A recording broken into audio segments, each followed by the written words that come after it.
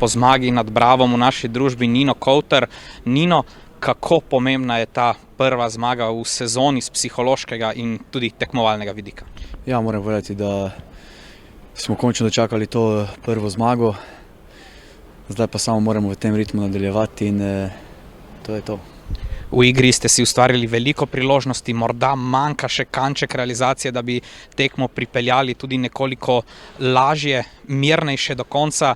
Je to še tisto, kar manjka, da boste lahko rekli, to smo mi, to je pravo Celje? Ja, moram povedati, da mi vsako tekmo igramo dobro, ustvarimo se veliko šans in žal realizacija je bolj slaba, to moramo popraviti in to mislim, da bo z tekme v tekmo tudi prišlo. Naslednja tekma je štajerski derbi. Kako pomembno je, da v ta tekmo odhajate zmago? Ja, moram reči, da je zelo pomembno, da odhajamo z zmago na štajerski derbi.